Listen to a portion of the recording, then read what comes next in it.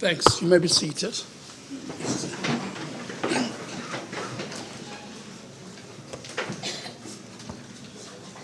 You're still under your previous oath, Doctor. Okay, Tutamu.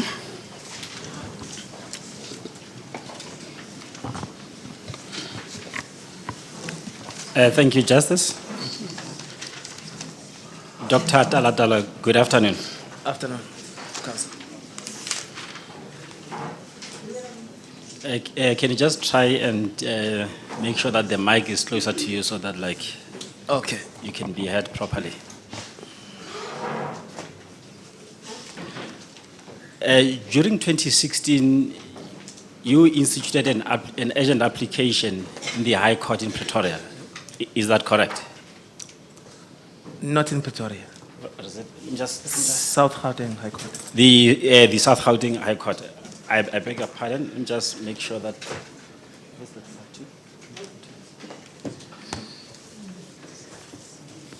And at the time, you were acting on behalf of the South African Society of Psychiatrists. That's correct. And in that application, there were a number of relief that you were seeking. Yes, that's correct. So you mean the March 2016? Yes. The Tagalani one? Yes. Okay.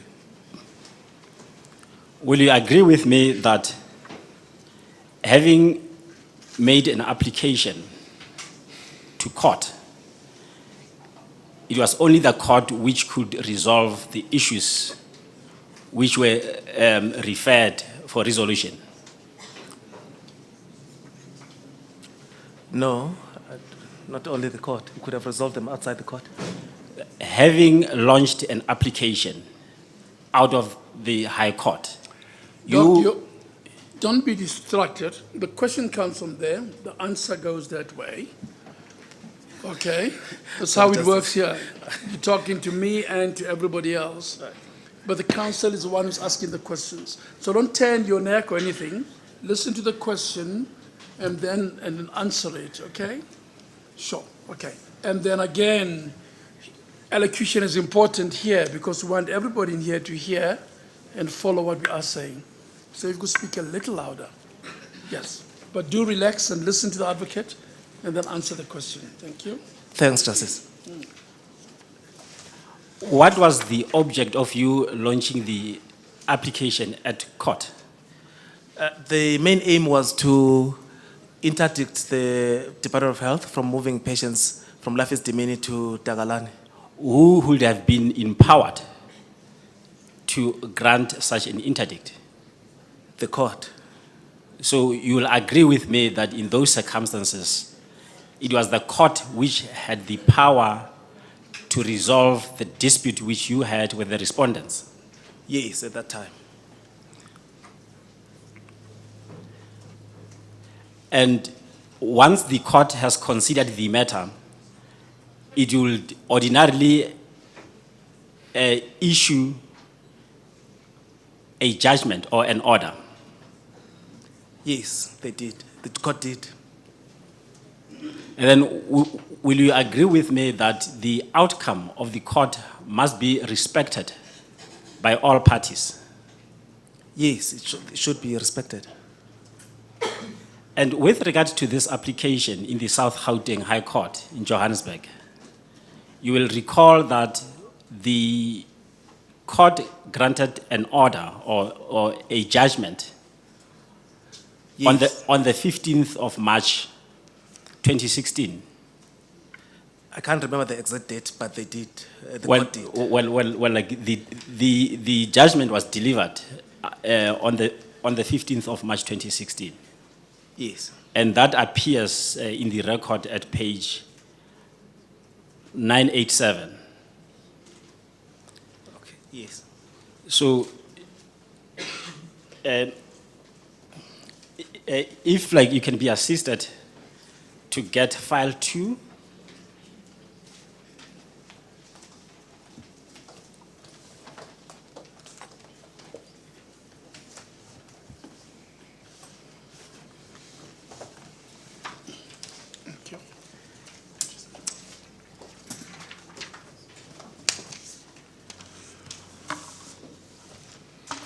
and turn to page 987.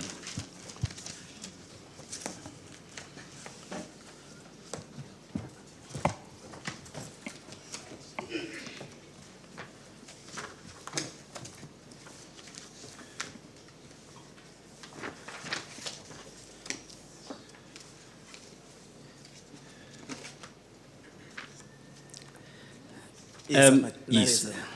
That is the copy of the judgment in respect of the application that you launched. Do you see that? I see it. And then the judgment ends at page 997. Can you turn to page 997? Yes. The judgment was handed down by the Honorable Judge B. Valley on the 15th of March 2016. Do you see that? That's correct. Will you agree with me that all court judgments must be respected unless if they are challenged? I agree.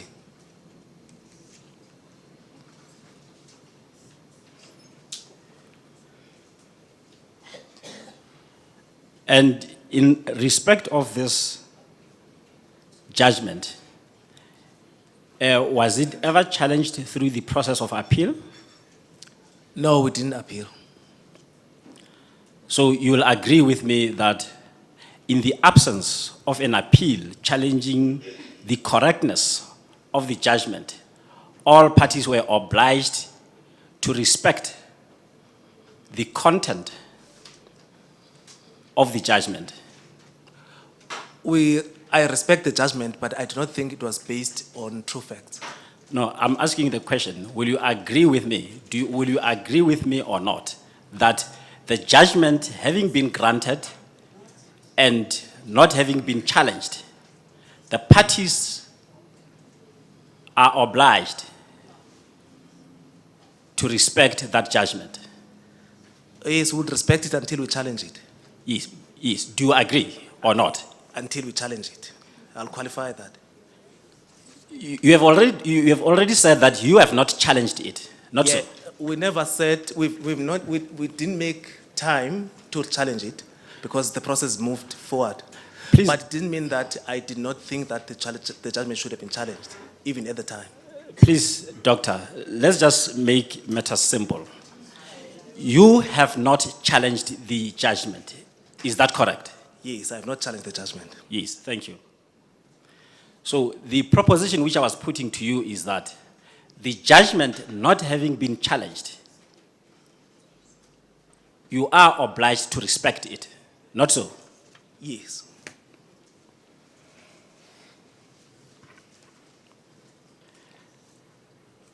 In your repeated testimony, you said that the judgment was based on a lie from the department. Do you recall that? Yes, that's correct. Can you please just try and make the mic to be closer to you? So That's correct.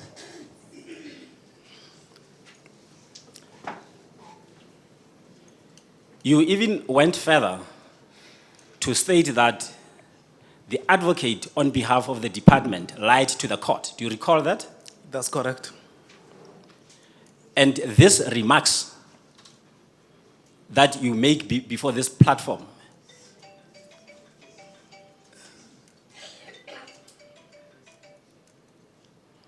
the remarks which you make before this platform is with full knowledge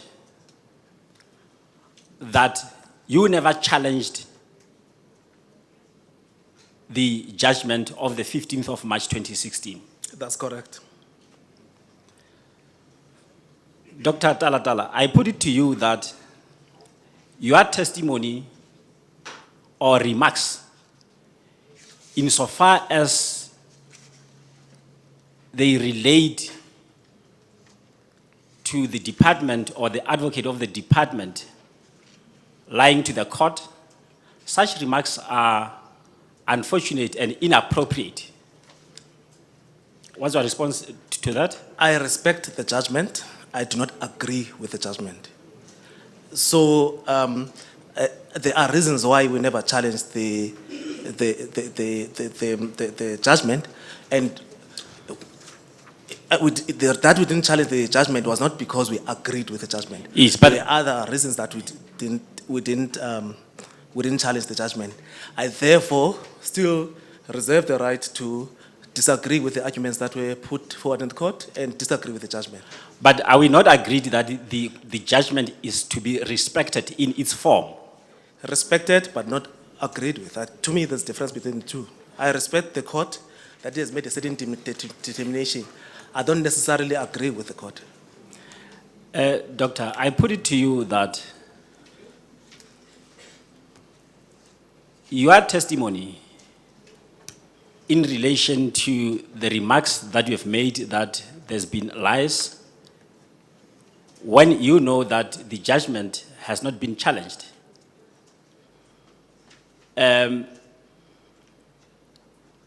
those remarks are contemptuous of the dignity of the court. What's your response to that? Justice, I need to object here because I asked the question,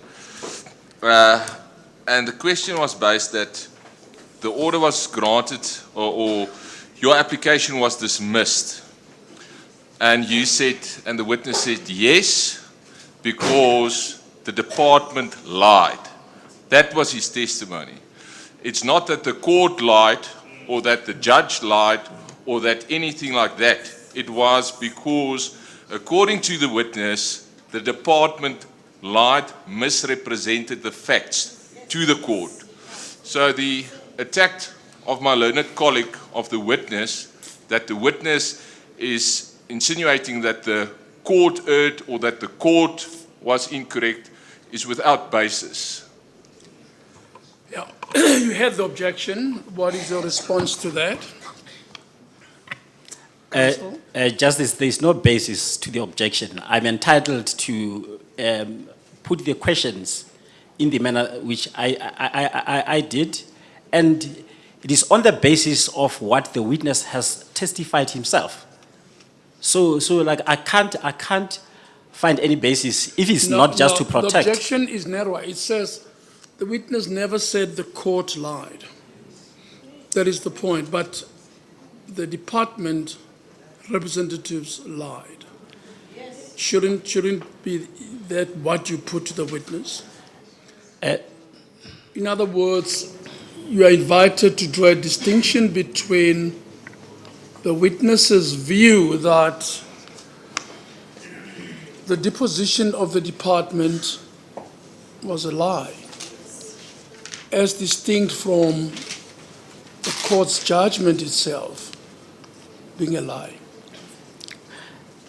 Shouldn't you put those quite clearly to the witness so that he can respond to the propositions rather than collapse the two into one? Well, I think that's what the objection is. And it can be met easily by putting questions that do not impute to the witness what the witness hasn't said, i.e. the court lied, or i.e. the court was wrong. Justice, at no stage in my questioning to the witness did I ever put a proposition that the court lied. I put it to the witness that he said that the department lied. He further stated that the advocate on behalf of the department lied. So I don't know where is this objection arising from. Well, let's hear the question. As long as the question does not impute things that the witness hasn't said. In other words, any question has to be fair, isn't it? We agreed on that. You go ahead, I'll listen carefully and hear what you say. Dr. Talatala, you testified that the application which you launched was argued before court.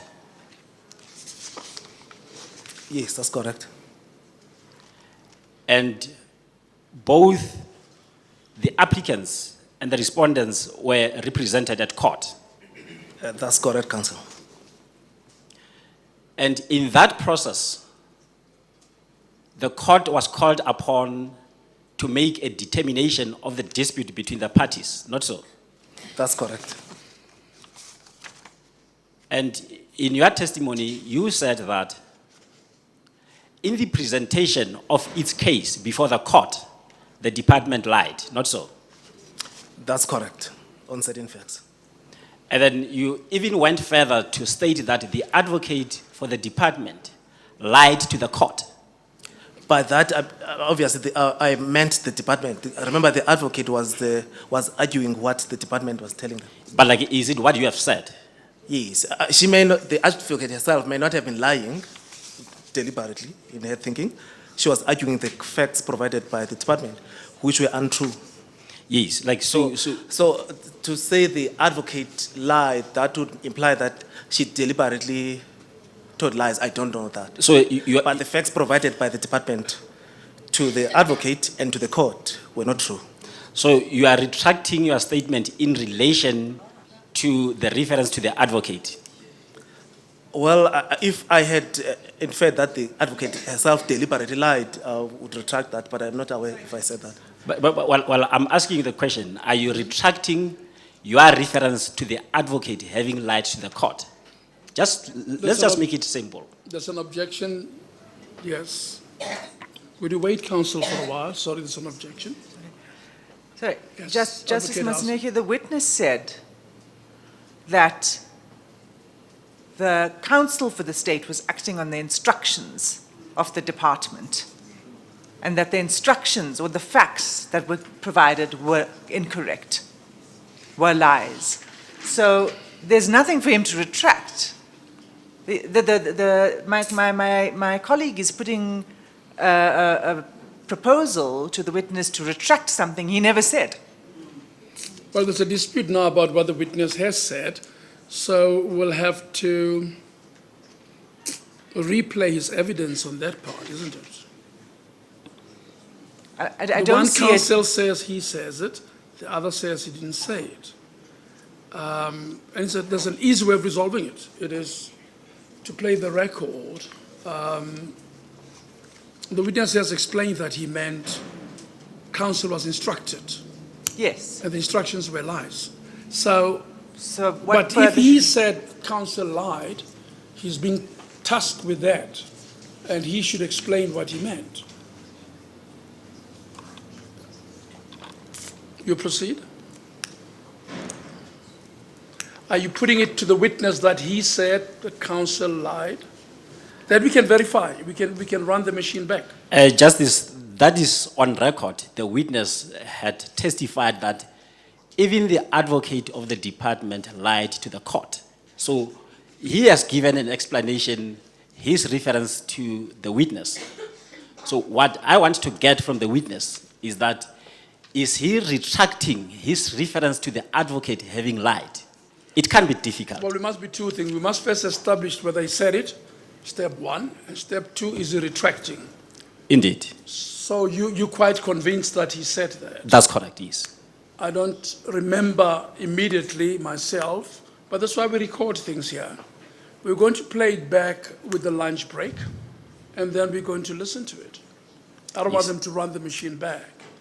But you can cross-examine on the assumption that he said so, when we can check it, and we will check it. I'll ask the stenographers to run it back so that we hear exactly what the witness said about counsel in particular, isn't it? Thank you, Justice. Very well. You continue then. Doctor, are you retracting that reference to the advocate? If I said the advocate deliberately lied, then I'll retract that. Thank you. But if, as I've explained, if my argument was that the advocate received untruthful information to the department, and she used that information, which was incorrect, to represent the state in that court case, then that I'll keep. Of course, cross-examination is not a game. I mean, we can cut through this, isn't it? Let's go to paragraph 11 of the judgment on page, the judgment you've referred us to. Are you going to ultimately put to the witness that what the department said was truthful? No, Justice. No. Yes. So what are we doing? We're just playing around with whether or not You see, if your case is the department was not untruthful, I understand. But let's go to paragraph 11. And there the judge summarizes what the department said. So it's not your case that the department did not state facts which were untrue before the High Court, or is it? Well, if justice, I can be allowed to actually get to the point where I want to, if I can be allowed to proceed with the line of questioning, I'll then just remind you- the justice will be able to understand exactly where am I trying to get to. No, that is fine. You're entitled to do that. I have the duty presiding to remind you that cross-examination is about ultimately, I've said that to all of you repeatedly, you must ultimately put a version to the witness that contradicts what the witness says. This witness persists that the department was untruthful in its deposition before the High Court. And that evidence is summarized in 11. At some point, counsel, you have to say to the witness, I put it to you that the department was not untruthful in its deposition. At some point, we have to get to that substantive question. After all the razzmatazz, we have to get to the substance. But please do ask your questions. I don't want to limit you, as long as you promise me that you'll get there ultimately. And to paragraph 11 of the judgment. Very well. Thank you, Justice.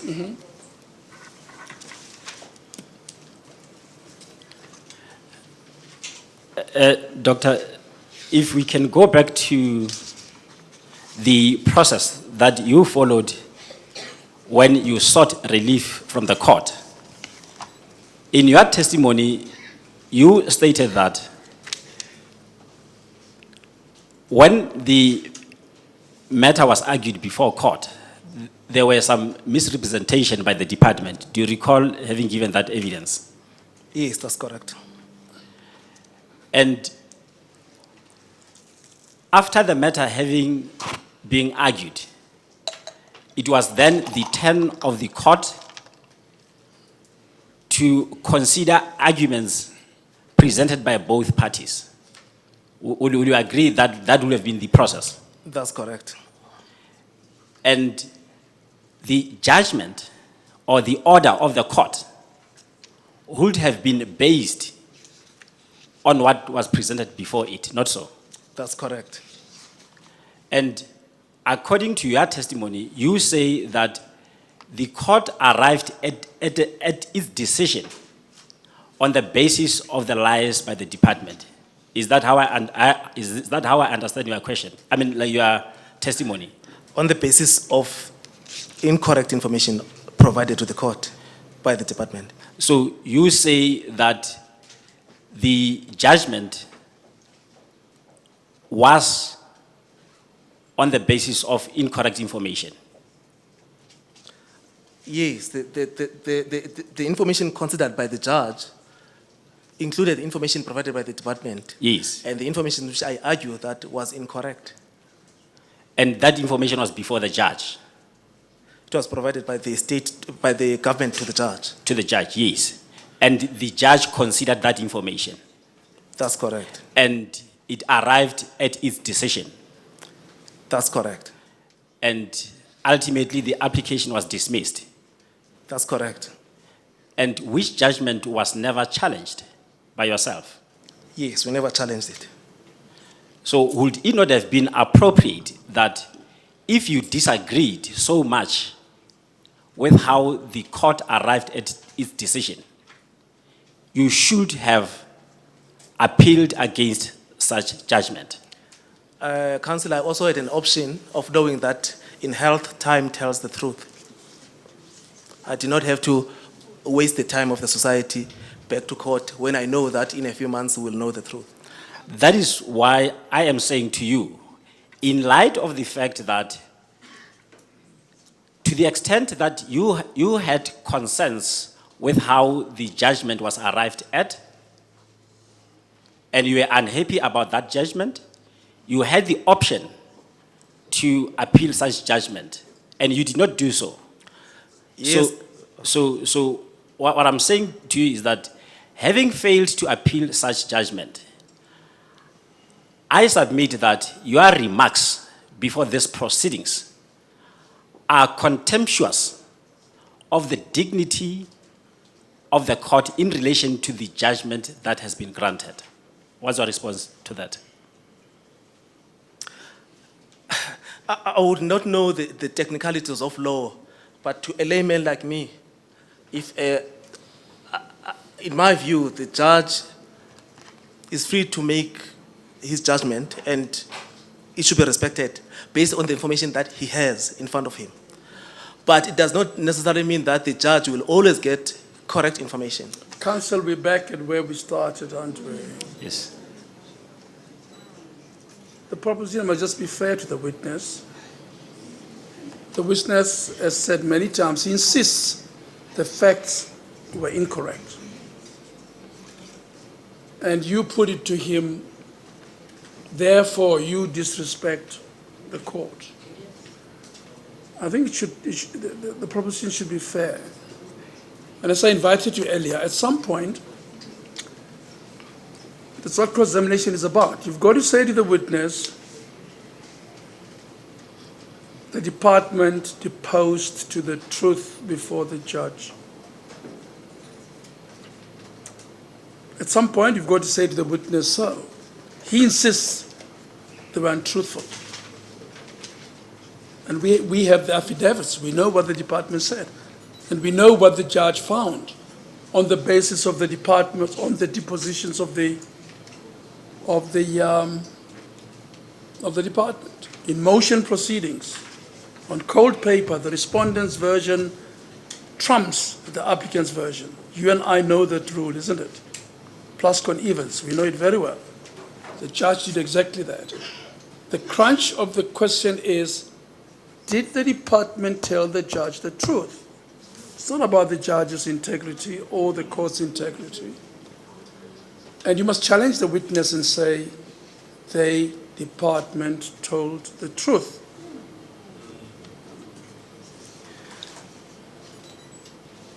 And you can make any other thing. You're entitled to ask all the other questions, of course. But just be fair to the witness and don't collapse the respect for the court with the allegation that the department was untruthful. Justice, what the witness has been testifying on, it has a direct bearing on the outcome of the court. And we have already established, and he has accepted, that the outcome of the court has to be respected. And we have already established that in the event you are unhappy about the outcome of the court, from what he says that they were lies, there was an option which was open to him. And in this regard, even the court itself opened the door to the applicants to make any challenge. And in that regard, I'll refer to page 997 of the record. No, my point is very narrow. You can continue with as many questions as you might choose, counsel. I'm saying don't tax the witness on respecting the court, because the witness position is the department lied.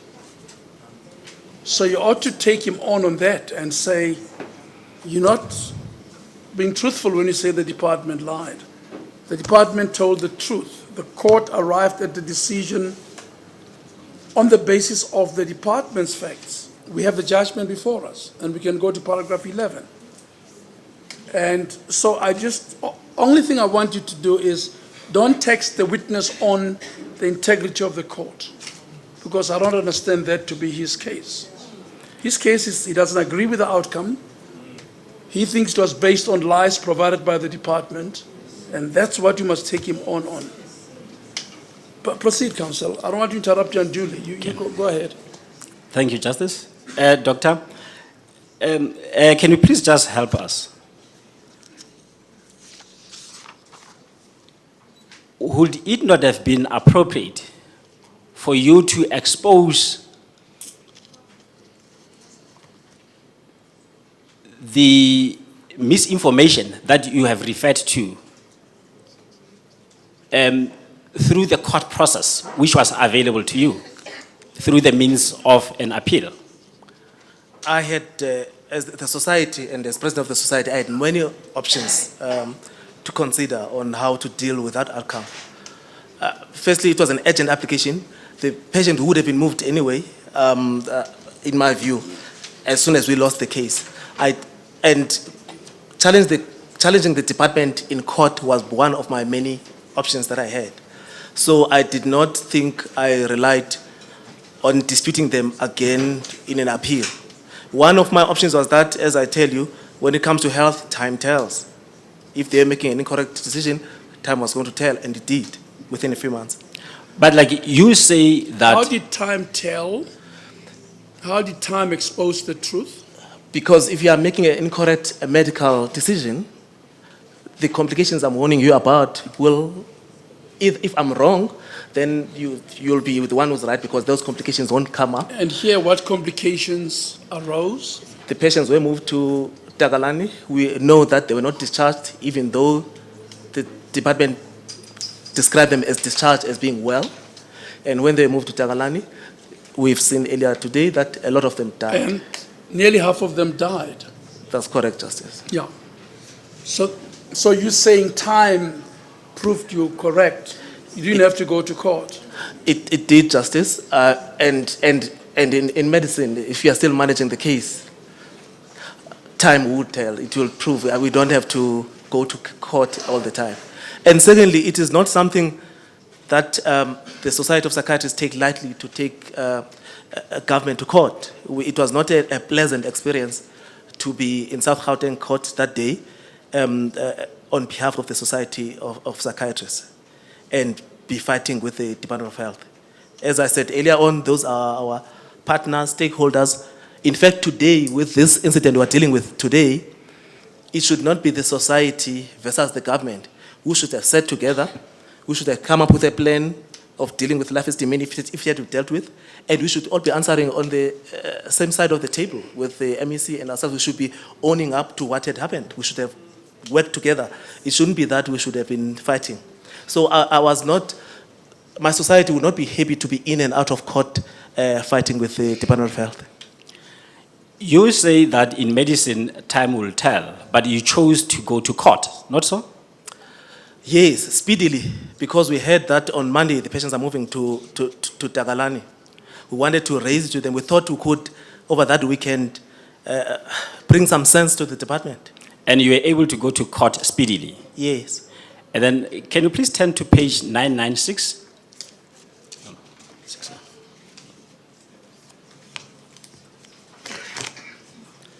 And I'm going to read the last sentence of that paragraph 14, where it is recorded that in these circumstances, there may be serious risk that the services provided to the original users of Tagalani, the children, may be severely compromised. Should the applicants find this to be the case, they are, or any other person, are free to bring an application on an urgent basis, if need be, calling for the relocation of all or some of the 54 users. Do you see that? Yes, I see, Council. So you were provided with an opportunity, as you said, to speedily approach court for such a relief. Yes. Was it not an opportunity for you to have exposed the department of the lies that you speak about? Read the paragraph carefully, Council. The paragraph says, if at any stage we find that there was a risk to the original Tagalani patients. So if there was a risk caused by the life Esidimeni patients to the Tagalani patients, then we would need to approach the court. That's what, are we agreeing that's what speedily, like to use your weight? Yeah, but that's what the paragraph say. Yes. So it means for us to go back to court, we would have to find evidence, not just what we think would happen, but we have to find evidence that the children at Tagalani were at risk from the life Esidimeni patients. Am I correct in interpreting the paragraph? Well, is it not your case that the judgment was based on lies. I did not say that everything discussed in that court was lies. I just said, I actually highlighted the information that was lies. If I remember it now, one was the definition of discharge, which the department should know what a discharge is, and they defined it in a way that was incorrect to anyone who is supervising many health establishments in Gauteng that are discharging patients every day. That was one of the lies. And two, in the way they defined discharge, it gave an impression that the patients were well, they could go home. The only reason they are not going home is because the families, they don't have families, or families are not prepared to take the patients. It was not that these are severely ill patients that were placing at Tagalani for further treatment. The state argued that these patients were being housed. So I've correctly identified. I did not talk about the presence of the children at Tagalani being lies. The paragraph there, the judge says, if at any time the Society of Psychiatrists and its partners picks up that the children at Tagalani are at risk from the adults from Esidimeni, then we should go back to court. Not what we think. We already know that the children are at risk, but we need to find evidence that that is happening and then bring the application. Yes, but like what I'm putting to you is that at that stage of the judgment, you are quite convinced that the information which the court relied on was not correct, not so? That's correct, counsel, but we are mixing two things. It's the children are at risk, which the judge says we must go back in an event that those children are at risk. Is the lies, which is a separate matter, told about the definition of discharge and the level of illness of the patient discharged. Those are two separate things. Let's talk about... You want me to go back to court? Was the judge advising me to go back to court on the children of Tagalani? You want me to go to court on the discharge and definition which were lies? Let's then deal with the issues relating to the lies, aside issues relating to the children. What I'm saying to you is that you said that the court relied on the information by the department in its interpretation of the word discharge and thereby arriving at its decision, the decision which ultimately dismissed the application, not so? Not just discharge. As I said, it was the definition of the word discharge. It was the fact that they then said the patients were well enough. Firstly, let me just go back to discharge. It was discharge because to them, they talked like lay people. They said discharge means you are well, you can go home. So if a doctor says you are discharged, you are well to go home, which is not the definition of discharge in anyone who's running any health facility. So that's the first lie. The second lie is to say the patients who are being discharged at Esidimeni are discharged by doctors, and these doctors have declared them well and fit to go home. It is the families that don't want to take the patient. So it's, in essence, the department was saying that the Esidimeni patients who were going to Tagalani were homeless people who are well. So what I'm saying to you is that at the time when the judgment was granted, you were aware of what you refer to as lies, not so? That's correct. And in terms of due process of the law, you were entitled to challenge that judgment which was based on what you refer to as lies. The witness has answered you many times, counsel. He chose not to appeal. He was entitled, maybe, he says he has chosen not to appeal, and has given reasons, they may be good or bad. Why is that wrong? And why do you cast the duty on him to appeal?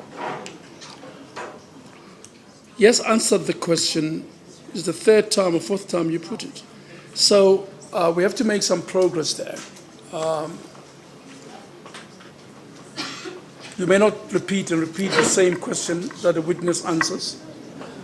You may or may not appeal his entire, and it's not him. This is the South African Society of Psychiatrists, and he was acting nomine officio. Well, I've dealt with that, Justice. Yes. I've placed that on record. I'm not referring to him in his personal capacity. Yeah, very That's well. clear. But you can't ask him the same question 4 times. Yes. He may or may not want to appeal, and I think you are bound by the answer. Yes. Okay? You've had an answer, and you are bound by the answer. You have to proceed and ask other questions. Thank you, Justice. Doctor, you have just said that I'm still looking forward to a point where you're going to say to him the department was not untruthful in its deposition in court. That Dr. Lebete told the court facts that were consistent with the state of affairs. In other words, that were truthful. Because that is this witness's contention. And at some point, you've got to take that on or move on. But you can't budge around it forever. If Dr. Lebete, in your view, is your case, made a truthful deposition, I think you must say so to the witness. And the witness can then tell you why it was not truthful or why it was truthful, in all fairness. But like, Justice, what I'm trying to do in this instance is that those issues were within the powers of the court to make a determination. So I'm not here trying to debate the merits of that application. All that I'm trying to establish is in relation to what was the outcome of the court application. So the witness has already testified that he opted not to appeal the judgment.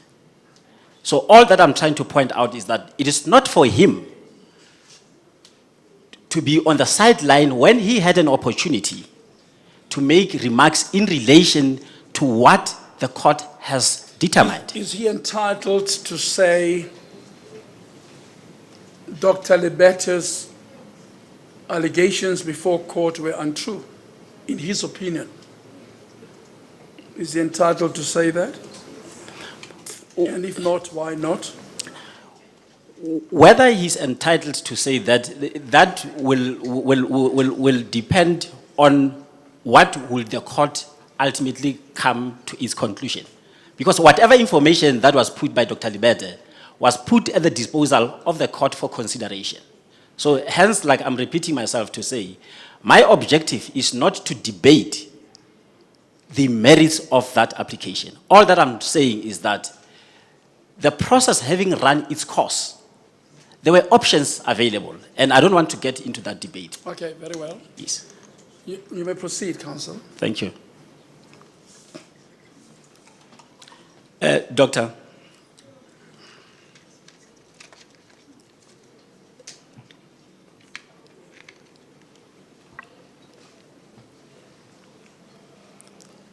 you have just said that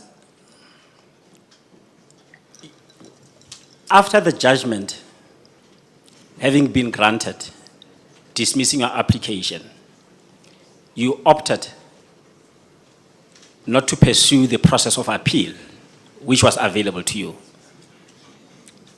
That's correct. Yes. So what I'm putting to you is that having had that opportunity to expose what you referred to as lies, you cannot, at these proceedings, make remarks about matters which were subject to court and which could have been resolved by court through the process of appeal. Counsel, appeal was one of the society's many options in exposing the truth.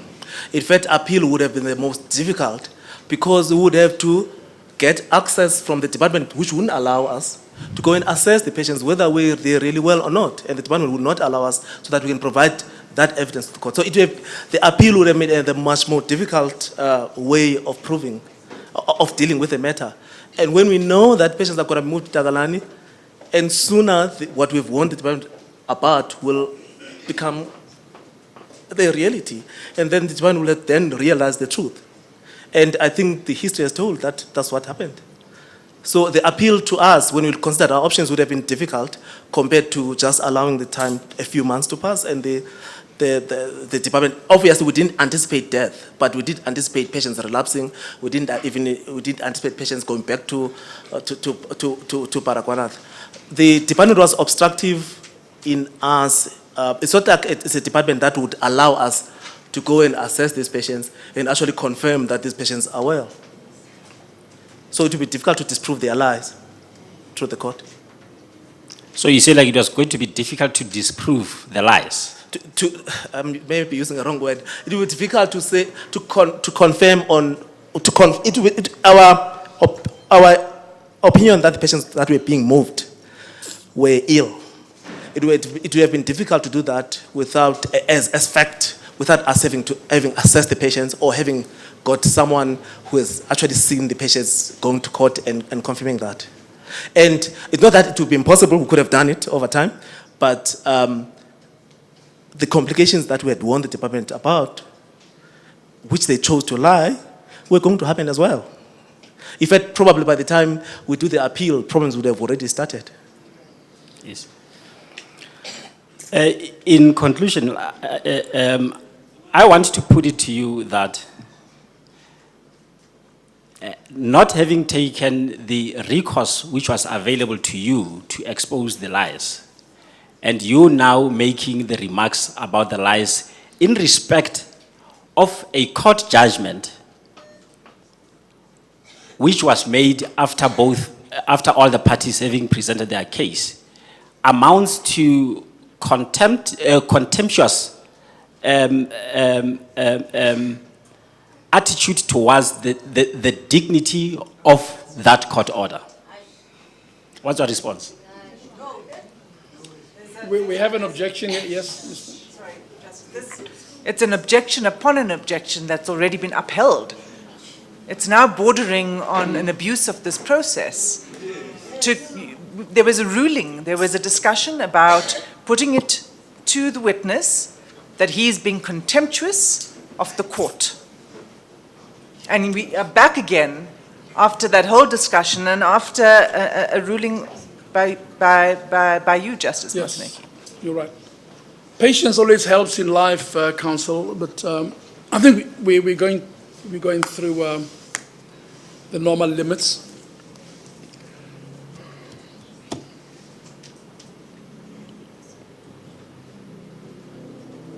You may not unfairly accuse this witness of being contemptuous towards the court. That is the essence of the point. We've debated it before. Of course, you may accuse him of unfairly lying about the department, if you think so. And secondly, he's not obliged to agree with every judgment that any court makes. Respect is one thing, agreeing another. So he's not always obliged to agree with everything that a court finds. But he doesn't even go that far. His case appears to be so uncomplicated. What the deponent for the province before the court did was to be untruthful. And time showed it beyond any question. Nearly 25 of the 50 people died at Takalani. And that is his case. He says time vindicated him. He didn't have to appeal. So please, don't put a proposition that is unfair to him. That's the objection. You can't say he's disrespectful towards courts because that is not what he said, and that's not his case. Do you have any further questions to put? Justice, what I'm putting to the witness is that to the extent that he did not agree, I accept that like you did not have to agree with all court orders, but we have to respect all court orders. Yes. In the event of one not disagreeing with a court order, I submitted that there is recourse available to those who are aggrieved by the court order. That's the point which I'm trying to make. And this witness clearly testified that he opted not to take that recourse, and which is the basis of my proposition to him that not having utilized the recourse available to him, this is not the appropriate forum to raise his disagreements with how the court has come to its conclusion. And it is on that basis, I will not pose any further questions. Oh, thank you. We're done. I'm not going to go there at all. Counsel, we're done. You have any further questions? No, you don't. You don't have any further questions. Let's go back to re-examination. Thank you, Justice. Patience always helps. You now have the opportunity to put your points. Okay, counsel. Thanks, Justice. Doctor, did you participate in the December 2015 litigation as SASOP?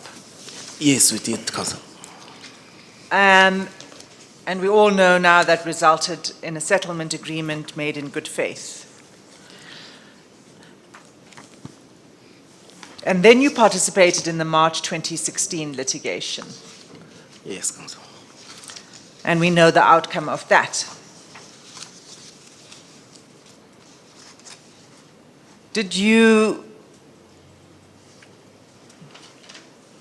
feel that there would be value in initiating a third round of litigation on the same subject matter? After the second litigation, we didn't think that there would be value. As I've said earlier on, also going to court was not something that we like. Otherwise, on the 31st of January 2016, we would have gone back to court after the failure of the negotiations on the first court intervention. So we didn't think that there would be value. You've already testified in your evidence in chief that the reason you didn't was because you were conducting yourself in good faith with the department and assumed that the delay was because government is busy. That's correct. Is that correct? That's correct. You have said that the department and its officials, acting on its behalf, lied to the court. Let me take you precisely to what the department said to the court. In the volume that's before you at page 775,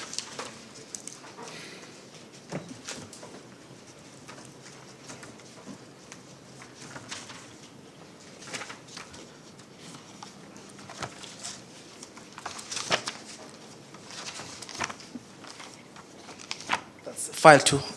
Is that on file 2? yes. Okay, that's correct. Page 775, especially paragraph 35. This is the affidavit of Dr. Celebano.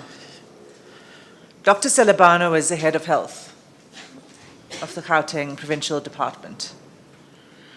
At paragraph 35, Dr. Celebano says the respondents being the government, the provincial department, are bound by their legislative and constitutional imperatives.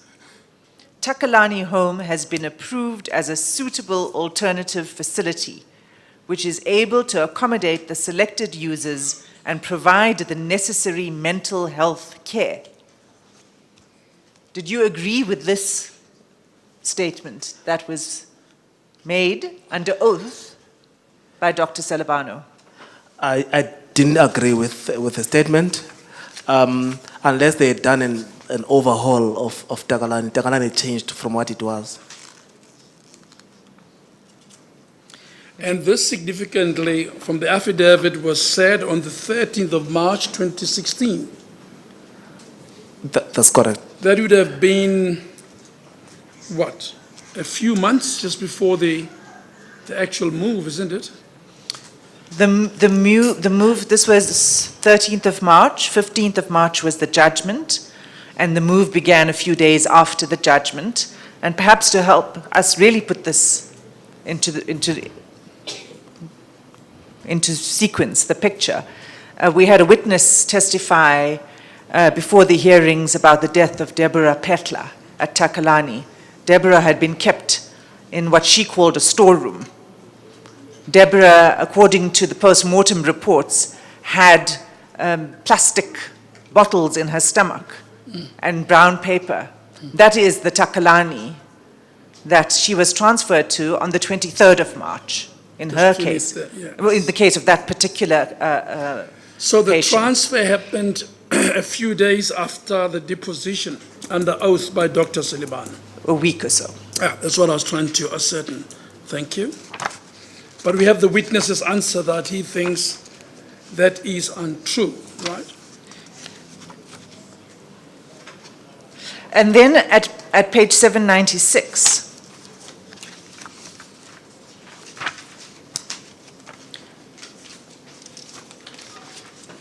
at paragraph 126, Dr. Salabano says, under oath, the rights and needs of the mental health care users will be met at Takalani in the same manner that the rights and needs of those users currently accommodated at Takalani Home are being met. I reiterate that the users are only discharged following a thorough assessment by psychiatric professionals, and the user has been identified as being ready for discharge. Is this one of the statements with which you disagreed, with which you call a lie? Especially their that's correct, Counsel, especially their definition of discharge, which implies that the patient, that those psychiatric professionals have declared this patient to be well to go home. Yes. So otherwise, discharge has no meaning to the next facility if it's interpreted in the correct way. It has meaning to the facility that is discharging, not the one that is receiving. But in their interpretation, discharge had a meaning in the sense that those patients were well. Yes. So let's go then to how that then went through and how it came up through into the judgment. At page 922 of the same volume, and this is the transcript of the hearing.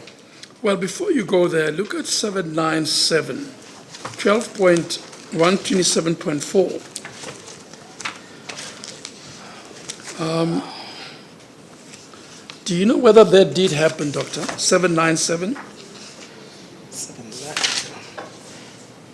Yes, Justice. Paragraph 127.4 on page 797. Yes. Dr. Silibano says, I reiterate that it is a psychiatrist at Life Esidimeni that assessed the mental health care users in question and advised on the discharge of the users.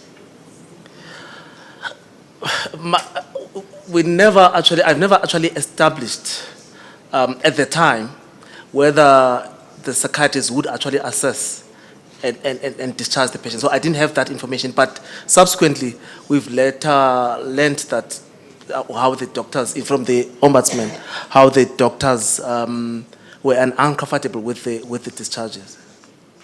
In fact, it wouldn't make sense out of the normal practice, because if the psychiatrists have decided to discharge a patient, it doesn't have to come from the Department of Health. Life Esidimeni was allowed, even probably under pressure, at all the time, even before this move, to assess patients and discharge them or place them to NGOs. So that there would be no need for additional involvement from the department. That was part of the work of the psychiatrists who worked there, to assess the patients and not keep patients at Life Esidimeni indefinitely. Look at 127.6. Is that true?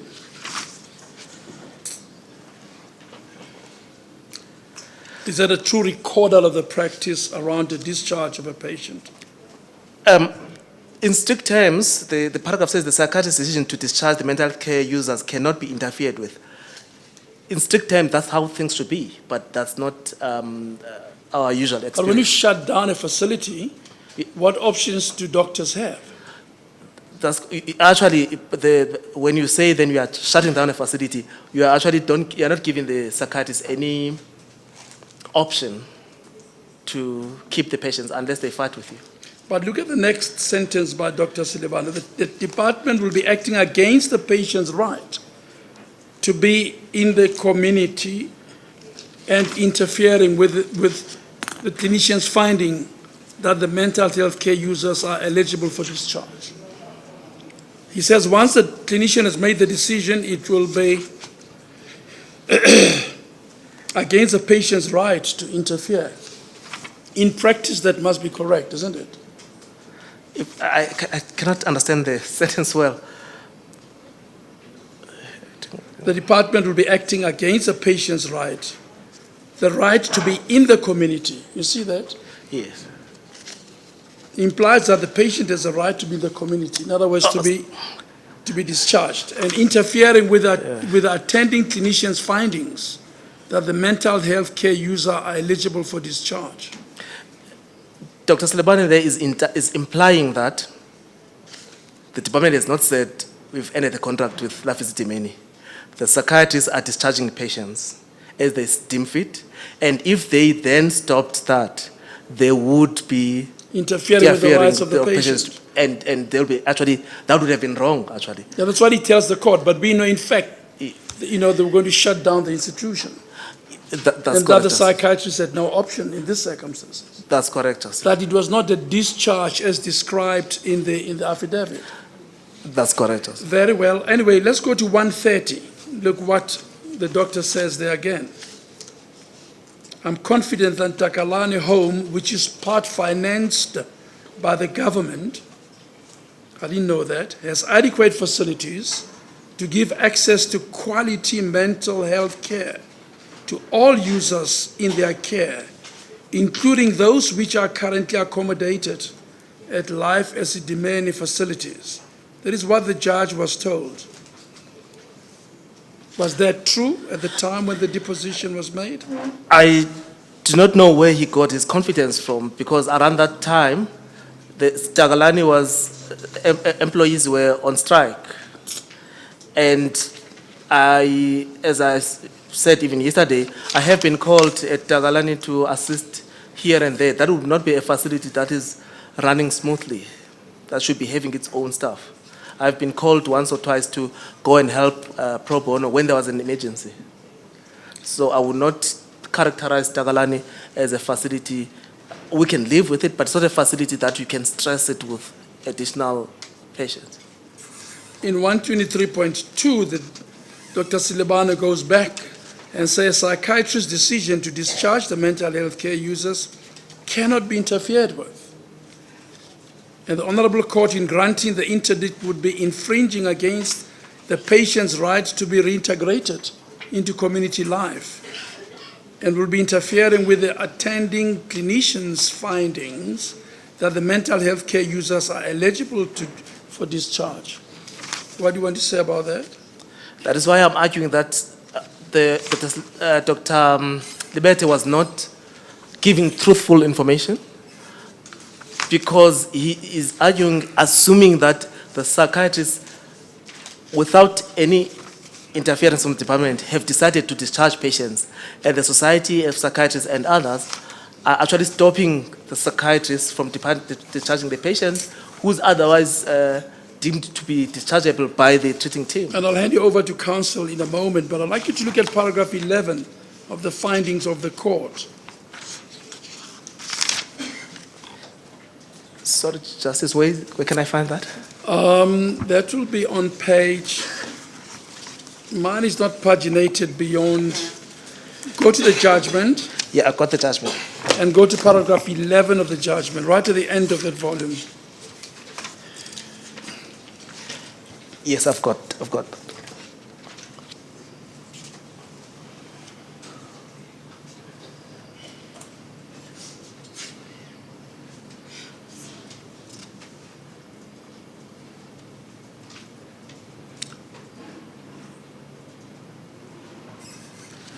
Look at the middle of paragraph 11. The judge says, your claim of possible harm is based on inferences. And in the middle, the learned judge says, the problem with this contention is that it asks for a finding on fact based on inferential reasoning, which finding will be in direct contrast to the clear and unequivocal factual averment by the deponent to the department's answering affidavit. To the contrary, there is a clear and unequivocal averment in the answering affidavit that the users have been discharged by clinicians and that because they have no family to go to, they are being temporarily housed at Takalani. There is nothing before the court to gainsay or doubt this averment, in which case it would not be proper to disregard it, and through the process of inferential reason make a finding of fact that is in direct contrast to this. So the learned judge makes it clear that he relied on the state's averment. Now the question to you is, are those averments truthful? Justice, I'm not asking whether or not the judge is right. I want to know whether what the judge says the department told him, is that truthful? Justice is not truthful. What the information the judge received was, so that I'm clear, was not truthful, because the definition of discharge was incorrect, and the argument that the clinicians were independently assessing the patients and deciding that they are well enough to be discharged is not truthful. And what about the averment that they were discharged because they have no family to go to? Thirdly, that's the third part, is that the state was arguing that these patients were well enough to go home. The only reason they are at Takalani is because they needed to be housed. They have no family. That is also untruthful, and it has, with time, has shown, has vindicated And the that. judge has also accepted the averment of the department that they are being temporarily housed at Takalani. What do you want to say about that? That assumes that these patients were well and were going to be housed until maybe family is found. That is untrue as well. And the evidence before me suggests that half of them died. Half of them died even after the ombudsman justice. Those patients still need treatment. It's not like they're well and they needed to go home. Counsel, you may proceed. Thank you, Justice.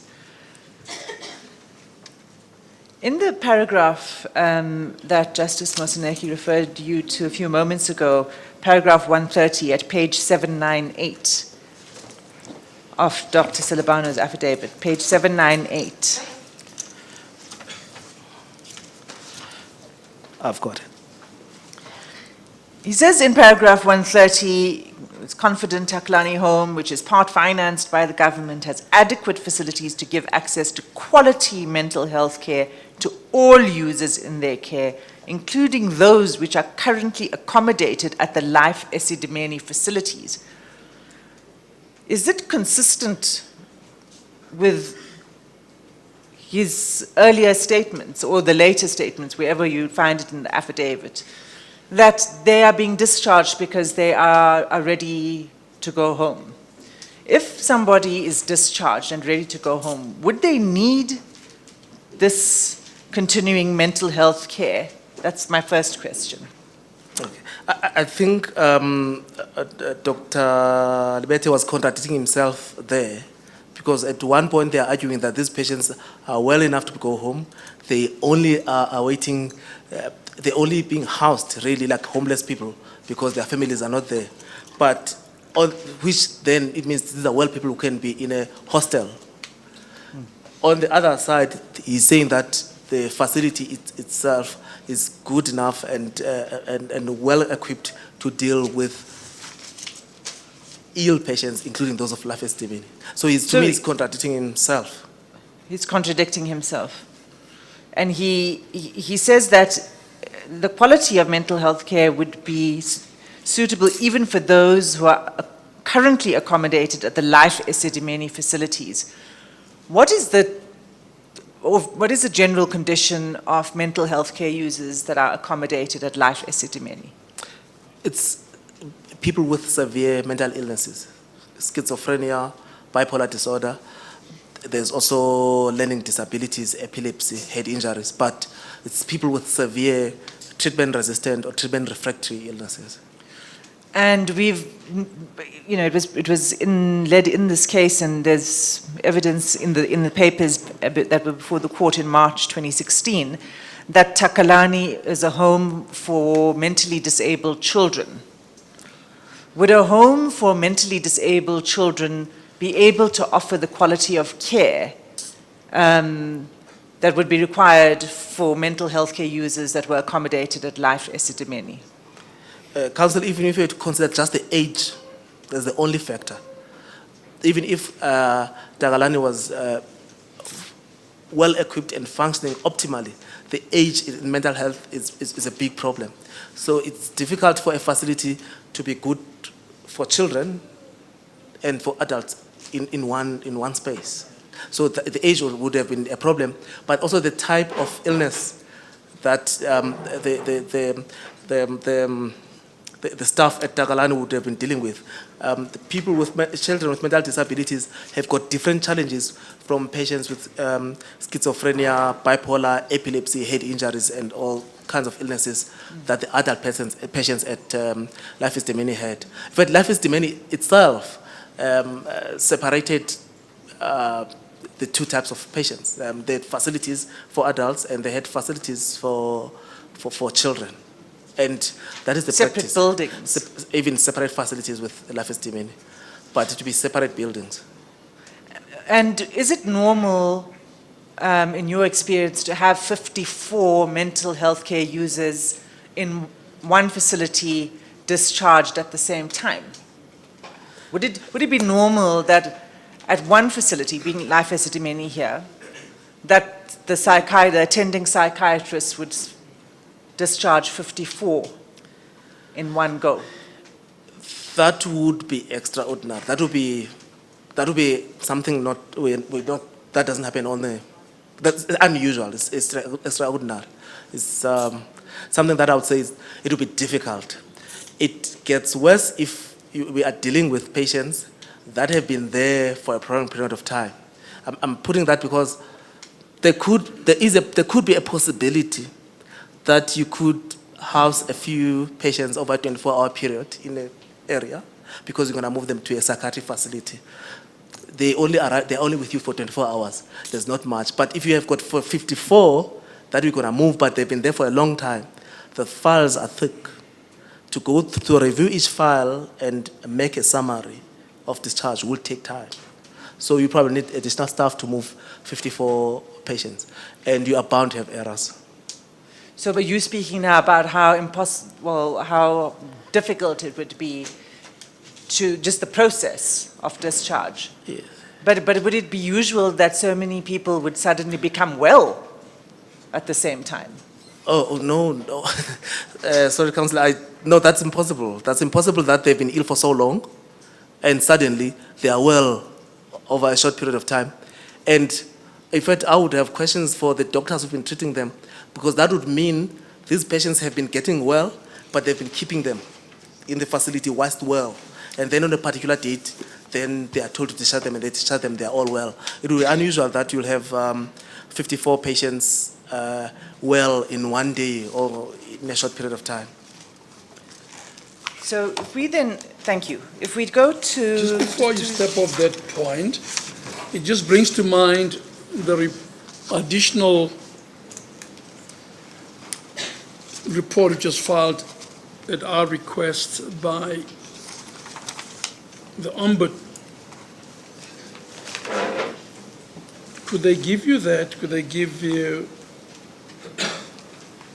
LR 57?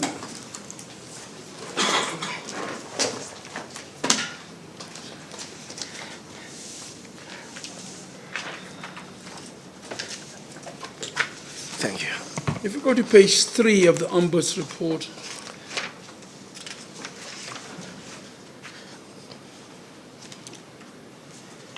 you see when the relocation project started, there were 1,711 patients at Life Esidimeni. 1,441 of those were transferred to various facilities. If in fact they were discharged, to go back to Council's point, that many, 1,441, would have then become well, all at the same time, and eligible for discharge. What do you want to say about that? Is that probable in your field, that you could have that level of coincidence? It's not possible that out of 1,711 patients, suddenly you've got 1,441 patients well, especially with the severity of illness that we are dealing with at Life Esidimeni. As I've said earlier on, it's either they were not well at the time they were discharged, or this institution kept well patients for a prolonged period of time and accumulated them. So the suggestion that this in effect was a discharge project is quite difficult to follow, isn't it? Discharge meaning the patients are well, it's difficult to meaning ready to go home. Ready fit to go home. Yeah, it's difficult. It's only if they had relatives. It's difficult to comprehend. Yeah.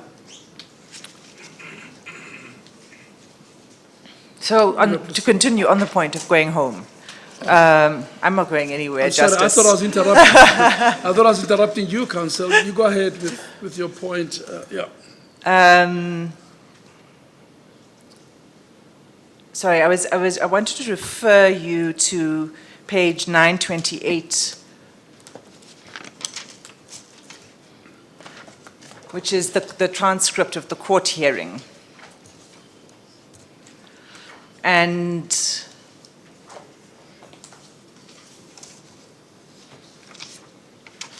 at line 10, the court is told, in relation to the question of discharge, that is a clinical decision that is taken by clinicians or psychiatrists. It is not the department that discharges people. It is the discharge concerned who, I suppose it's the doctor concerned, who discharges a patient and says they are home ready. So we've already spoken and we've already put questions to you about discharge and home ready. But in the judgment of Justice Valley, that's the evidence that was before him. So I'm going to ask you to please turn to page 994.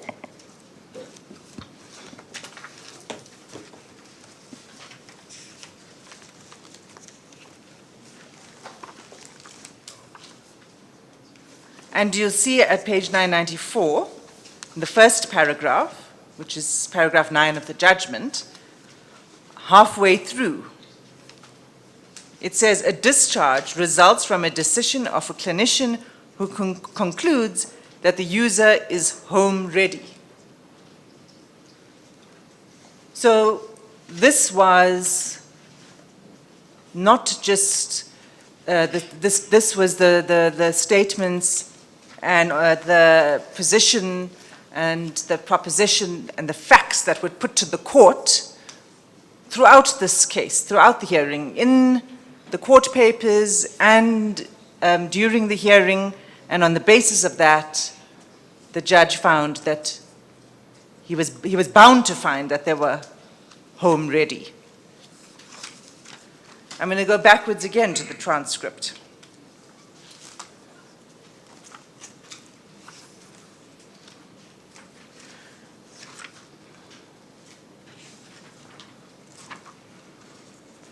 And there are many references, but I would just like to refer to one example, and that's at page 952 of the transcript.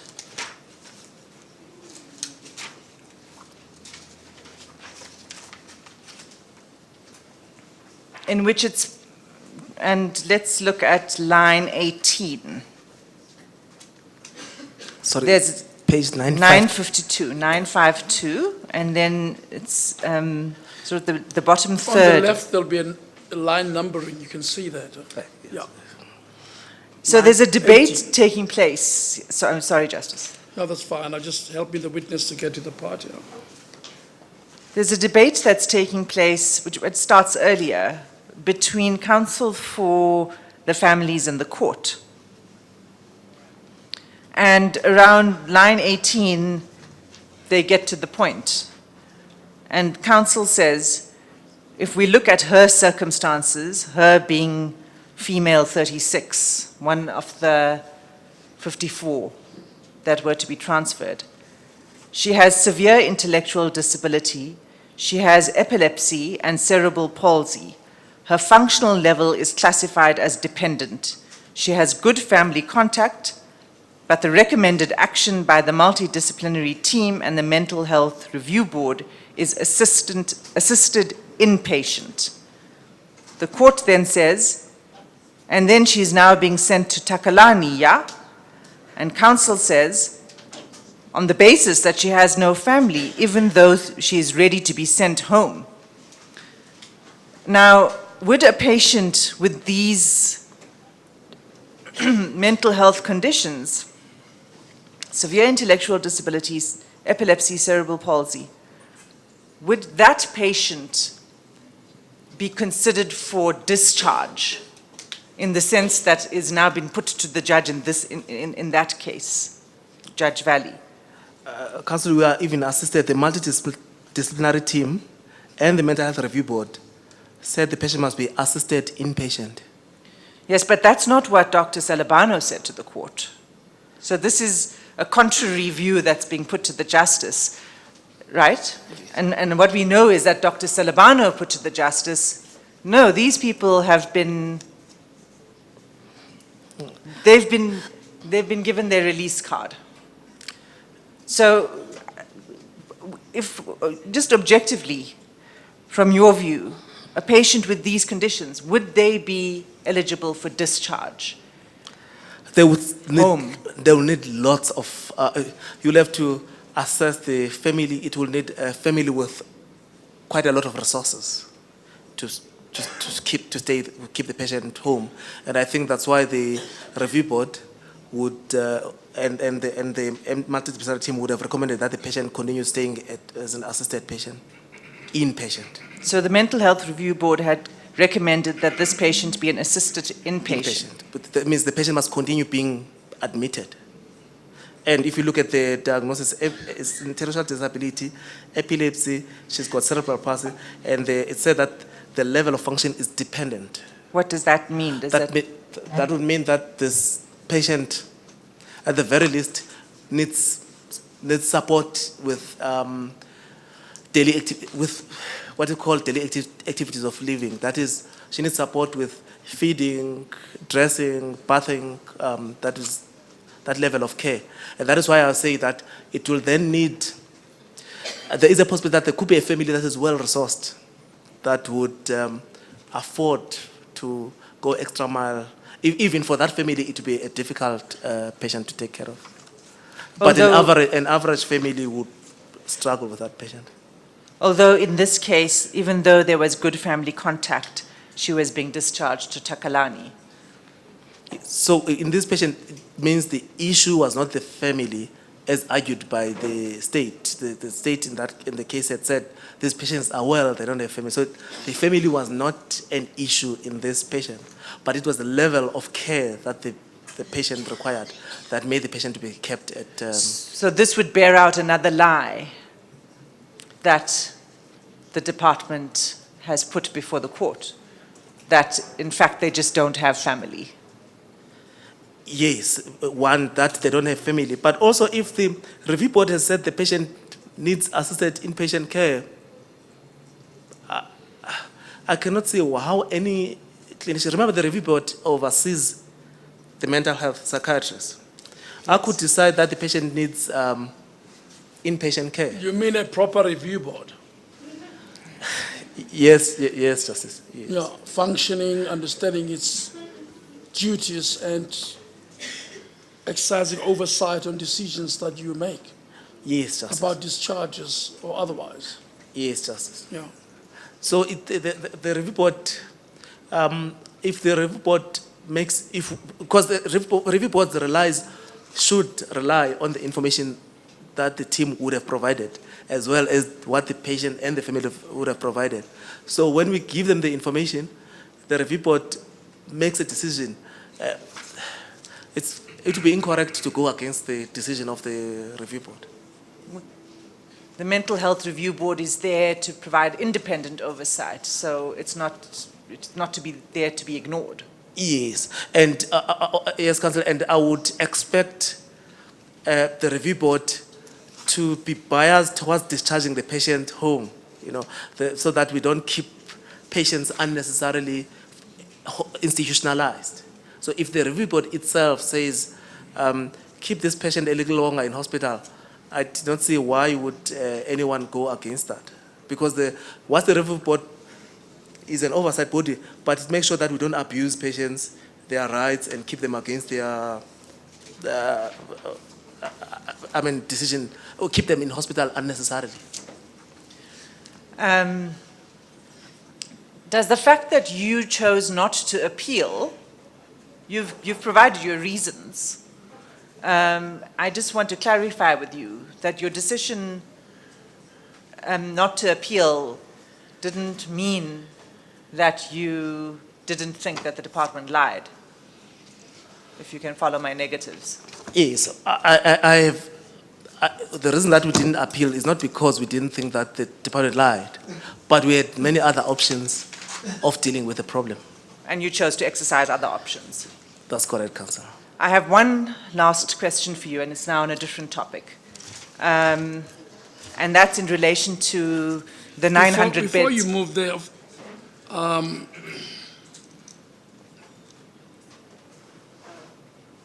do you have any disrespect for His Lordship, Mr. Justice Valley, No, Justice. or for the decision that he made? No, Justice. But you don't agree with the outcome? I don't agree with the outcome. Yes.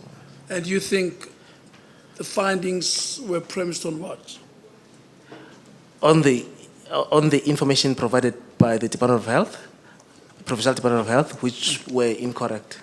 Yeah. Justice, I'm aware that we're coming up to the lunch adjournment, but I only have one or two questions. And I urge you to finish. Thank you. If it were cricket, I would have said this is a one-day game. I'll be very quick, Justice. It's Or just, perhaps a test. We're going on for our second day. certainly this is not a one-day match. You were questioned in cross-examination about the 900 beds, the new beds, and reference was made to Exhibit LR 59. I don't know if you still have it in front of you. It's the document by the Gauteng province about, and it's headed Proposed Development of New 900-Bed Facilities. And the document is dated November 2016. That's correct. At this point in time, we've already now progressed and there's been the transfer of patients. In June 2016, were there, well, in fact, let me put it to you the way the Justice put it to you. Justice said to you in his question, when the marathon project took place, there were no 900 beds in sight. And you said no. So there was no building of 900 beds yet at that point. It wasn't 900 beds to be built in order to accommodate the marathon project and in order to ease the marathon project and its implementation. Is that what you meant? To my knowledge, there was no discussion of 900 beds at the beginning of the project. So there were no 900 beds in sight, but maybe it had been a twinkle in somebody's eye. But I have no further questions. I just wanted to confirm your answer. Yes. Thank you. Thank you, Justice. To all counsel, particularly counsel for the state, I've asked a number of questions after your examination. And you're entitled to revisit any point that you choose to revisit, if you're so minded. I don't say you must, I say you may. We have no further You questions. have no further Justice. questions. Thanks for the Okay, opportunity. counsel. Thank you. I'm duty bound to give you that opportunity if I've traversed a lot of areas that you might not have touched yourself. Any other counsel who'd like to traverse any point before We have no adjourn? further questions. You have no Thank further you, Justice questions. Mfuneki. Counsel? No further questions, Justice. No further questions. Well, we've developed a swan-song convention in this hearing. Dr.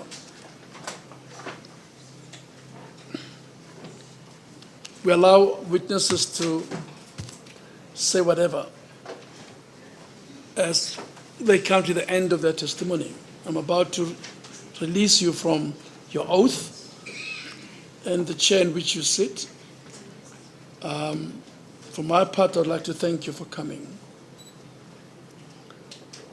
Hopefully it's an important inquiry that will get us somewhere.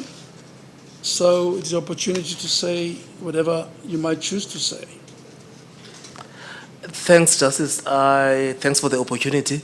I'm also hopeful that this process, whilst it has been difficult, especially for our society, will result in better care for our patients and our communities. Thank you. Yes.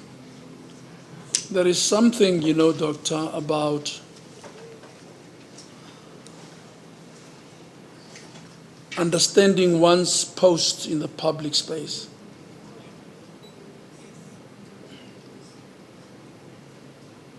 And remaining on one's post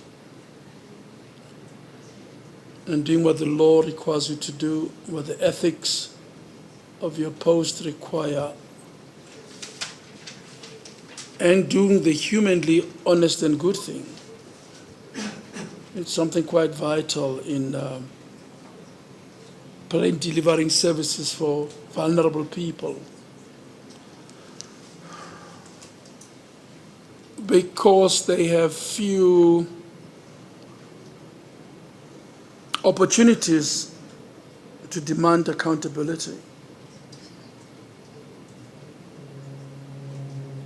Vulnerability implies a diminished ability to demand that right be done to you if you're vulnerable. So you've intervened in a way that is remarkable. That's really what I'm saying. And without any immediate benefit or gain. And just extend that, I think, also to all your colleagues in the South African Society of Psychiatrists who were part of this and who blew the whistle and who refused to be cowed down and who did what had to be done. And that's my way of saying thank you to you. I think on behalf of the family, they would have said it themselves, that they're grateful to doctors like yourself. Thank you, Justice. Nkosi ke Mhlekazi, Thank you. you are released. We are going to adjourn and we'll resume at 2:30.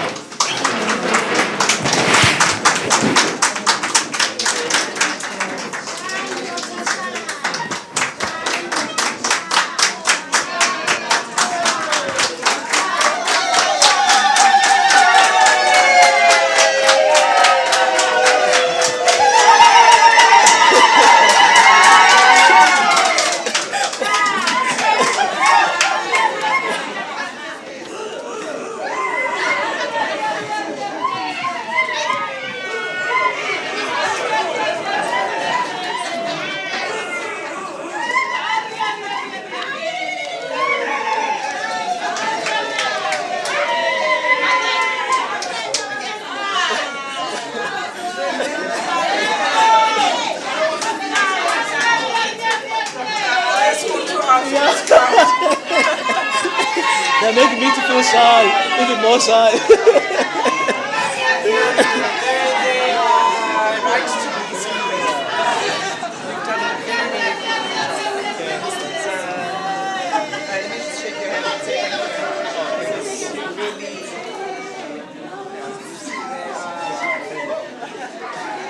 They depend on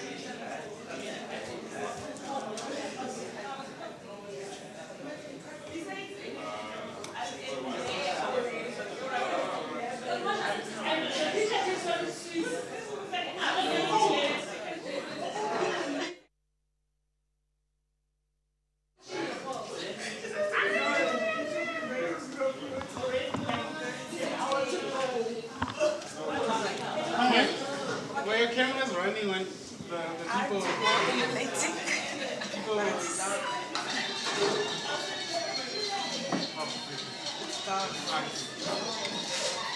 People need to, yeah. Yeah. They've been fed with cries. Yes, the entire time it's been stuck. So at least.